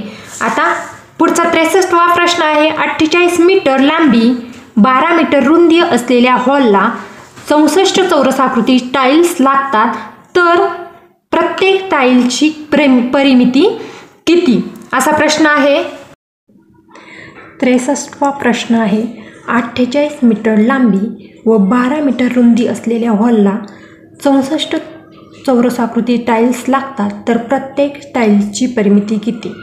आता हॉल कसा आहे पहा, 68 मीटर लांबी व 12 मीटर रुंदी, म्हणजे हा आयताकृती हॉल आहे. याला हॉलला 64 चौरसाकृती टाईल लागतात. म्हणजे आपल्याला काय करावं लागेल, आधी त्या हॉलचे क्षेत्रफळ काढून घ्यावे लागेल. काय आपण आता त्याच्यावर कच्चे काम करूया. हॉलचे काय करू आपण, क्षेत्रफळ काढून घेऊया. हॉलचं क्षेत्रफळ मग काय करायचं, 48 क्षेत्रफळाचं सूत्र काय आहे, आयताचे क्षेत्रफळ लांबी गुणिले रुंदी, 48 गुणिले 12. आता 48 गुणिले 12 जर आपण केलं तर काय येईल बरं, 12 8 96, 9 12 घेते बाजू 48 9 57, म्हणजे किती येत आहे त्याचं क्षेत्रफळ, आयताचे क्षेत्रफळ किती येत आहे 576. आता पुढं काय दिलं आहे, हॉलला 64 चौरसाकृती टाईल लागतात, तर ह्या आयताचं क्षेत्रफळ आले तर आपण काय करू, प्रत्येक चौरसाचे क्षेत्रफळ काढून घेऊ. त्यासाठी काय करायचं आहे, 64नी याला भागायचे, तर आपल्याला काय येईल, प्रत्येक टाईल्सचं क्षेत्रफळ येईल. जे चौरस म्हणजे असा पहा, असा आयताकृती आपला हॉल आहे, त्यामध्ये अशा टाईल्स टाकायच्या आहेत. त्यात येणारं प्रत्येक ह्याचं चौरसाचं हे एवढ्या 64 काय आहेत स्टाईल्स आहेत. याची लांबी आहे 48, रुंदी आहे लांबी 48, रुंदी 12 आहे. तर काय होईल, यांचं ह्याच्यामध्ये 64 हे काढलेले आहेत, तर त्यांचं काय करायचं आहे आपल्याला, आता ह्या प्रत्येक स्टाईलचं आपण आधी क्षेत्रफळ काढून घेणार आहोत. क्षेत्रफळ काढून घेणार, मग 64नी ह्याला 576ला हे करायचं आहे. आता 64 आणि 576 कोणत्या पाड्यामध्ये आहे, आता 16च्या पाड्यामध्ये आहे. 16 64 आणि 48 9 राहिले, 96 4 1 4 4 9 36, म्हणजे याचं क्षेत्रफळ एक प्रत्येक चौरसाकृती स्टाईलचं क्षेत्रफळ किती आलेलं आहे 9. आता चौरसाच्या क्षेत्रफळाचं सूत्र काय असतं रे, चौरसाचे क्षेत्रफळ 9 आहे. तर मग आता चौरसाच्या क्षेत्रफळाचं सूत्र काय असतं, क्षेत्रफळ सूत्र काय असतं, बाजू वर्ग. काय असतं, बाजू वर्ग, म्हणजे 9 आहे हे क्षेत्रफळ 9 आहे, बाजू वर्ग म्हणजे किती, बाजू किती येईल मग 3, किती येईल, चौरसाची एक बाजू 3 येईल. आता एक बाजू 3 म्हटल्यानंतर चौरसाच्या आता आपल्याला काय करायची, परिमिती काढायची. त्यांनी काय विचारलंय, गणितामध्ये काय विचारलंय, त्यांनी गणितामध्ये विचारलंय तर 64 चौरसाकृती स्टाईल लागतात, तर प्रत्येक स्टाईलची परिमिती किती. आता आपल्याकडं काय आलेलं आहे, आपल्याकडं आलेलं आहे चौरसाची बाजू आणि आपल्याला काढायचं आहे काय, त्याची परिमिती. चौरसाची परिमिती बरोबर काय, चारी बाजूंचा गुणाकार, म्हणजे 3 अधिक 3 अधिक 3 अधिक 3 किती येईल मग 3 चौक 12, म्हणजे किती आलेलं आहे चौरसाची एका टाईल्सची काय आहे परिमिती किती आलेली आहे 12, म्हणजे चौथा पर्याय बरोबर आहे. आता पुढे पहा, पुढचा प्रश्न आहे 64वा प्रश्न आहे 2016 सालचा पहिला दिवस शुक्रवारी येतो, तर 2017 सालातला मराठी भाषा दिन कोणत्या दिवशी येतो. आता आपल्याला सुरुवातीला मराठी भाषा दिन कधी आहे हे माहिती असलं पाहिजे. मराठी भाषा दिन कधी आहे 27 फेब्रुवारी. 27 फेब्रुवारीला मराठी भाषा दिन असतो. 27 फेब्रुवारी मराठी भाषा दिन. मग आता आपण काढूया बरं, काय दिलेलं आहे त्यांनी, दिलंय ते आधी पाहायचं आहे, दिलंय ते आपण आधी पाहायचं आहे आणि मग त्यानुसार आपण गणित सोडवत चालायचं आहे. आता 2016 सालचा पहिला दिवस शुक्रवारी. म्हटल्यानंतर 2017 सालचा पहिला दिवस कोणवर येईल रे मग? आता 2016 साल काय आहे? 2016 साल लीप वर्ष आहे, तिथे आहे शुक्रवार. म्हटल्यानंतर 2017 साली पहिला दिवस कोणता येईल? रविवारी. 2 दिवसांनी पुढे जायचं आहे, रविवारी येईल. आता 2017 साली जानेवारीमध्ये पहिला वार कधी येतोय? पहिला दिवस रविवारी. तर आता हे तर माहिती असेल तुम्हाला की पहिला वार ज्या दिवशी असतो तोच वार 29 तारखेला पण असतो. आणि जानेवारी महिना कितीचा? 31चा. म्हणजे पहा, इथे जर रविवार तर इथे सोमवार आणि इथे मंगळवार. म्हणजे फेब्रुवारी महिना तर पहिला दिवस कोणवर येतोय मग? बुधवारी. फेब्रुवारी महिन्यातला पहिला दिवस कोणवर येतोय? बुधवारी. आता फेब्रुवारी महिन्यात बुधवारी आपल्याला काढायचं आहे काय? 27 फेब्रुवारीचा दिवस काढायचा आहे. फेब्रुवारी महिन्यातला पहिला दिवस बुधवारी येतोय. तर आता 1 तारखेचा वार किती तारखेला येतो? 29 तारखेला. पण फेब्रुवारी महिन्यात 29 तारीख आहे का? नाही आहे. म्हणजे काय येईल? 1 मार्चला काय येईल? 1 मार्चला बुधवार येतोय. 1 मार्चला जर बुधवार असेल तर मागे यायचंय आपण. मग 1 मार्चला बुधवार, 28 तारखेला काय येईल मग? 28 फेब्रुवारीला काय येईल मग? मंगळवार. आणि 27 तारखेला काय येईल? 27 तारखेला येईल सोमवार. म्हणजे आपला आलं का उत्तर? सोमवार. म्हणजे आपला पर्याय क्रमांक 1 बरोबर आहे. म्हणजे सोमवार मराठी भाषा दिन 2006 सालातला सोमवारी येतो. आता पुढचा प्रश्न आहे पहा. पुढचा प्रश्न आहे, राहुलने 15,000 3 वर्षासाठी काही दराने सुभाषला वापरायला दिले. सुभाषने त्याला 4,500 व्याज दिले तर व्याजाचा दर दशादशे किती असेल? आता आपल्याला सरळ व्याजाचं सूत्र माहिती आहे ना. सरळ व्याज बरोबर द क छेद 100. आता दिलंय काय आपल्याला? आपल्याला दिलेलं आहे सरळ व्याज पण दिलेलं आहे. किती आहे? 4,500 बरोबर मुद्दल दिलेली आहे 15,000. दर नाही दिलेला, दर तर एक्स मानायचा आहे आणि काळ दिलेला आहे 3 वर्ष छेद 100. आता काय करायचं? गणित सोडून घ्यायचंय. काय करायचं? हे इकडं मांडायचंय. गणित सोडवता येते ना तुम्हाला. आता तुम्ही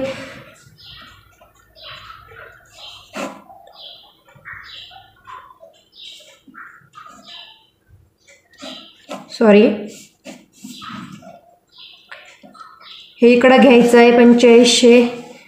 100 खाली आहेत ते वर घ्यायचे आहेत आणि वरचं खाली करायचं आहे. 15,000 गुणिले 3 बरोबर एक्सची किंमत काढायची आहे. आता ह्या 3 शून्याला 1 2 3 शून्य गेले. आता राहिले 15. 15 1 15, 15 त्रिक 45 आणि हा शून्य तसाच मांडून द्यायचा. 3 1 3, 3 10 30. म्हणजे एक्सची किंमत किती आलेली आहे? 10. म्हणजे दर किती आलेला आहे? 10%. दर किती आलेला आहे? 10%. आता पुढचा प्रश्न पाहायचा आहे. 66वा प्रश्न आहे. पुढचा प्रश्न आहे 27. पुढचा प्रश्न पाहायचा आहे पहा आपल्याला. 27 शतक गुणिले 3 दशक वजा 5 एकक बरोबर किती? आता हे आपल्याला गणितामध्ये मांडता आलं पाहिजे. आपल्याला ते गणितामध्ये मांडता आले पाहिजे. काय आहे? 27 शतक. 27 शतक म्हणजे किती असतं रे? 27 शतक म्हणजे 2700 गुणिले काय दिले त्यांनी? 3 दशक. 3 दशक म्हणजे 30. आता शून्याचा शून्य मांडून द्यायचा. 3 0 0 गुणाकार करून घ्यायचा आहे. 3 0 0, 3 7 21, 3 दुने 6 7 8. काय आला आहे? 81,000 वजा 5 एकक. वजा 5 एकक म्हणजे 5. आणि लक्षात 5 एकक म्हणजे 5. तर 5 वजा करायचे 10, वजाबाकी येते तुम्हाला,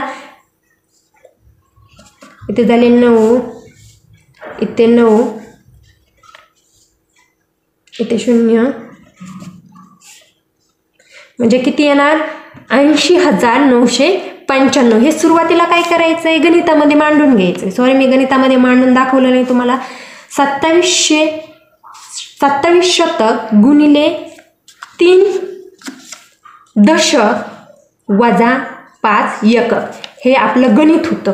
आणि ते आपण गुणाकार करून सोडवलेलं आहे. किती उत्तर आले 80,995. आपला पर्याय आहे का, पर्याय क्रमांक 4 बरोबर आहे. पर्याय क्रमांक 4 बरोबर आहे. आता 67वा प्रश्न आहे. 67वा प्रश्न काय, एका संख्येला 16ने गुणण्याऐवजी 10ने गुणले असता गुणाकार 30ने कमी होतो, तर ती संख्या कोणती. ह्या गणिताच्या काही ट्रिक असतील, पण मी काय करत असते, असं गणित उत्तरातील पर्यायांकडून घेत असते. सगळे उत्तरातील पर्याय चेक करायचे आणि जे बरोबर येईल तो पर्याय निवडायचा आहे. आता पहा, हे सगळे पर्याय मी चेक करून पाहिले, तर पहिला पर्याय आपण चेक करून पाहूया. काय आहे, 16ने एका संख्येला 16ने गुणण्याऐवजी, आता एका संख्येला हा पहिला पर्याय घेतला, 5ने जर 16 85 ऐवजी 10ने गुणले तर गुणाकार 30ने कमी होतो. यांच्यातील गुणाकार 30ने कमी होतो का. आपला पहिलाच पर्याय, गुणाकार कमी म्हटल्यानंतर वजाबाकी करायची, पहिलाच पर्याय आपला बरोबर आलेला आहे. असा मी पर्यायामधून उत्तराकडे जात असते, म्हणजे पहिला पर्याय बरोबर आहे. आता पुढील प्रश्न आहे, एका दुकानदाराने 50 किलोग्रॅम ज्वारीपैकी 40 किलोग्रॅम 250 ग्रॅम ज्वारी विकली, तर त्याच्याकडे किती ज्वारी शिल्लक राहिली. आपल्याला प्रश्न काय विचारलाय, त्याच्याकडे दुकानदाराकडे 50 किलोग्रॅम काय आहे, ज्वारी आहे, आणि 40 किलोग्रॅम 250 किलोग्रॅम ज्वारी 250 ग्रॅम ज्वारी त्यांनी विकलेली आहे. तर आता हे कच्चं करून घ्यायचं आहे. पहा, मी कच्चं सोडून तुम्हाला दाखवते. काय आहे, दुकानदाराकडे किती ज्वारी आहे, 50 किलोग्रॅम. किती आहे, 50 किलोग्रॅम. आता आपल्याला जर हे करायचं असेल 50 किलोग्रॅम, आणि हा ग्रॅमचा एक, किलोचा आणि ग्रॅमचा एक टप्पा करायचा आहे. आपल्याकडे 50 किलोग्रॅम 50 किलो आणि त्यांनी किती विकली आहे, 40 किलोग्रॅम 250 ग्रॅम. वजाबाकी करताना काय करायचे, शिल्लक राहिली म्हटल्यानंतर वजाबाकी करायची. अशी वजाबाकी करताना 2 टप्पे करून किलोचा आणि ग्रॅमचा सेपरेट टप्पे करायचे आहेत. आता पहा, इथे ग्रॅम नाही म्हणून इथून काय करायचं आहे, आपण 1 ग्रॅम इकडे घ्यायचा आहे. 1 ग्रॅम इकडे घेतल्यानंतर इथे किती राहतील, 49 किलो राहतील, आणि इथे किती येतील, 1000. इथं किती येतील, 1000 ग्रॅम. आता 1000 ग्रॅममधून 250 ग्रॅम गेले, किती राहिले, 750 ग्रॅम. आणि आता 49 किलो मधून 40 किलो गेले, किती राहिले, 9 किलोग्रॅम. आता किती आलेले उत्तर, 9 किलोग्रॅम 750 ग्रॅम. असा पर्याय आहे का आपल्याकडे, आहे. 4 नंबरचा पर्याय बरोबर आहे. 4 नंबरचा पर्याय बरोबर आहे. आता पुढील प्रश्न आहे पहा, घनाच्या कडा. काय प्रश्न आहे, घनाच्या कडा या घनाच्या शिरोबिंदू व पृष्ठाच्या बेरजेपेक्षा कितीने कमी अथवा कितीने जास्त आहे. तुम्हाला घनाच्या कडा, घन माहिती आहे ना, घनाच्या कडा तुम्हाला माहिती हव्या. तर घनाच्या कडा, आता तुम्हाला घन काढता येतो, घनाच्या कडा माहिती हव्यात, पण मी तुम्हाला तरी पण घनाच्या कडा घन कसा असतो तो दाखवते. तुम्हाला घनाच्या कडा माहिती हव्या. घनाच्या कडा किती असतात? घनाच्या कडा असतात 12. घनाच्या कडा आहे घनाच्या शिरोबिंदू किती असतात बरं? घनाचे शिरोबिंदू असतात 8 आणि पृष्ठ असतात. पृष्ठांच्या बेरजेपेक्षा काय असतात? पृष्ठ किती असतात? 6. यांनी काय विचारलंय? घनाच्या कडा या घनाच्या शिरोबिंदू व पृष्ठांची बेरीज किती? 8 आणि 6 किती येते? 8 आणि 6 14 यांच्या बेरजेपेक्षा कितीने कमी आहे? 14 मधून 2 12 गेले, राहिले 2. कितीने कमी अथवा जास्त आहे? किती आहे? तिसरा पर्याय बरोबर आहे, कमी आहे. 2 ने कमी आहे. आता पुढील प्रश्न पाहूया. 70वा प्रश्न आहे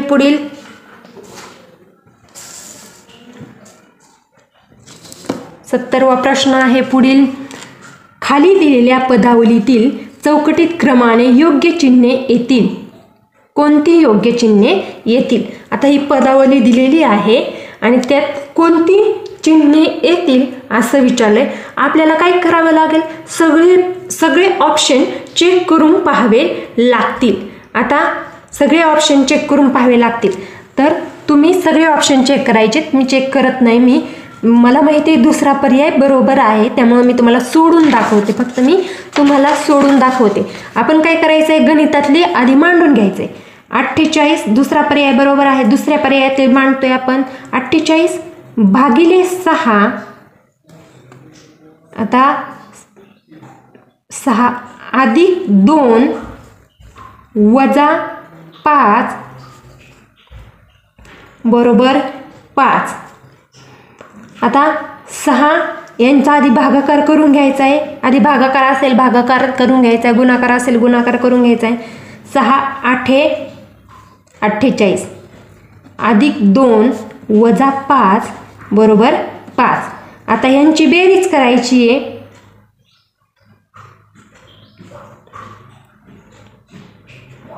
10 वजा 5 बरोबर 5. 10 वजा 5 बरोबर किती येतात? 5. म्हणजे हे उत्तर, ही पदावली बरोबर आहे. म्हणजे या 70चं काय पर्याय उत्तर बरोबर आहे? या पदावलीमध्ये हे चिन्ह बरोबर आहेत. आता पहा काय दिलंय त्यांनी? एका बागेत एकूण 7 झाडे आहेत.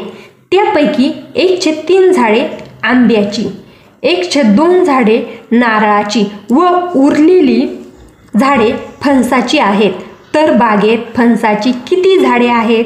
आता काय करायचे? सुरुवातीला आपण हे झाडे आंब्याची आणि नारळाची काय करायची? त्यांची बेरीज करून घ्यायची आहे. आंब्याची आणि नारळाच्या झाडांची आपल्याला काय करायची? बेरीज करायची आहे. आंब्याची किती आहेत?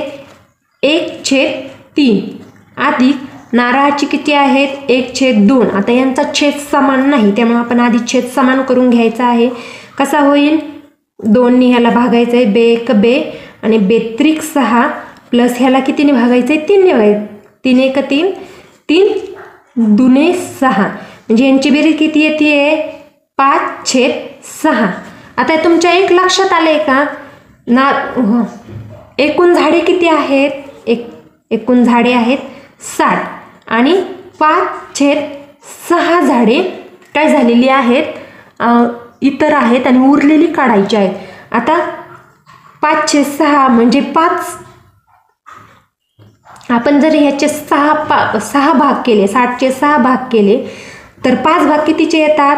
5 भाग म्हणजे 50 आणि 6वा भाग म्हणजे राहिलेला भाग 60 वजा 50 बरोबर किती? 10. म्हणजे आपल्याला काय येईल?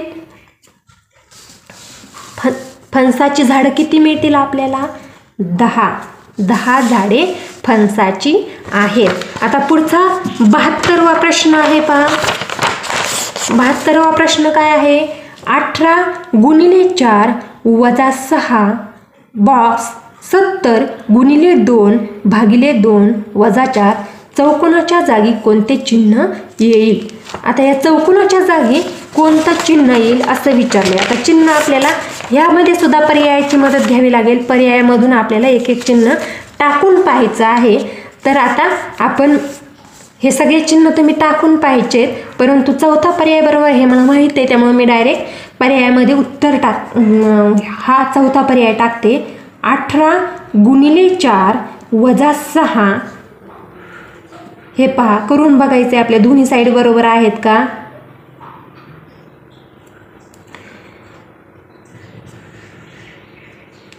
सत्तर भागिले 2 वजा 4. आता ह्याच्या आधी भागाकार करून घ्यायचा आहे. बेक बे म्हणजे 70 गुणिले 1 वजा 4 किती येत आहे.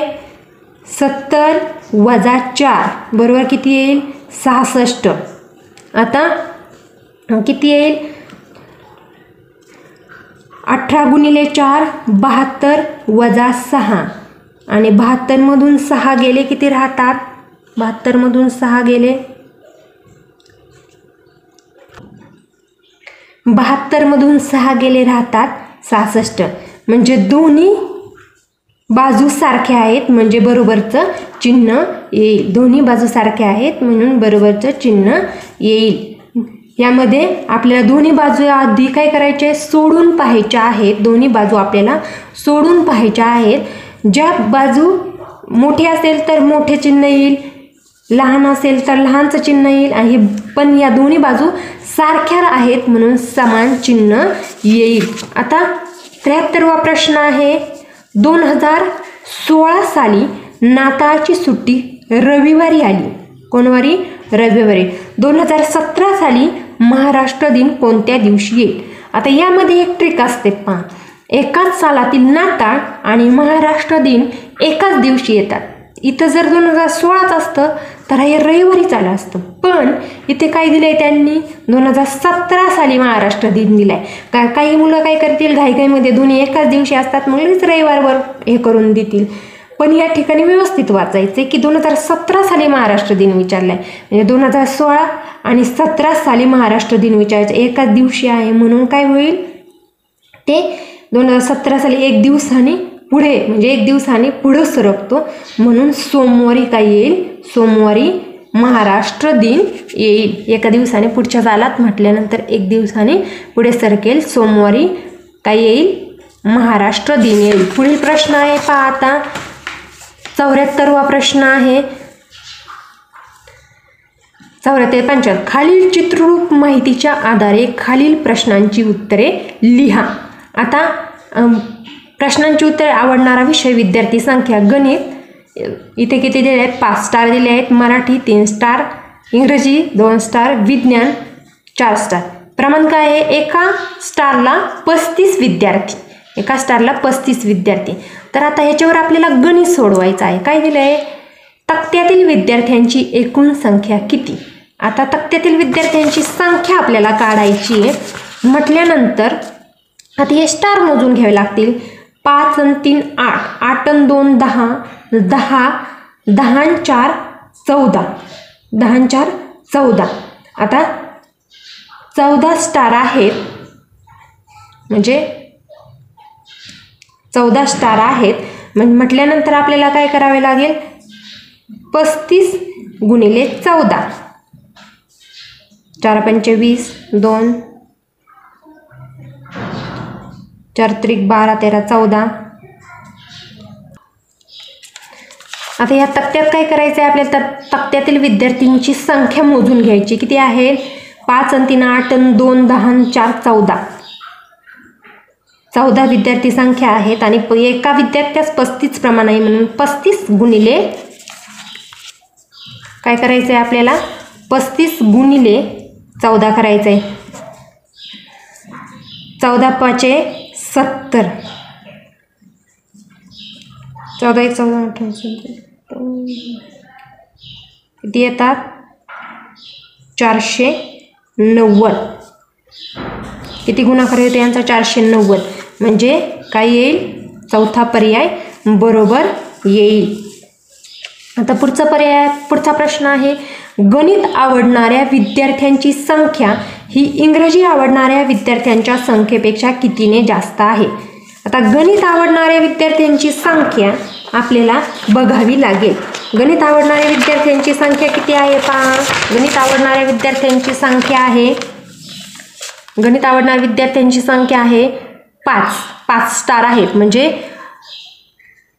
एका स्टारास 35 म्हटल्यानंतर काय होईल. गणित विद्यार्थ्यांची संख्या 5 स्टार आहेत, 35 गुणिले 5, 5 5 25, 5 त्रिक 15 16 17 75 विद्यार्थी गणितासाठी. आणि पुढे किती आहे, कोणती संख्या दिली त्यांनी गणित आवडणार. इंग्रजी आवडणार. इंग्रजी किती 2, 35 दुने 70, म्हणजे इंग्रजी किती विद्यार्थ्यांना आवडतो, 70 विद्यार्थ्यांना आवडतो. म्हणजे 75 वजा 70 किती येईल 5. 75 वजा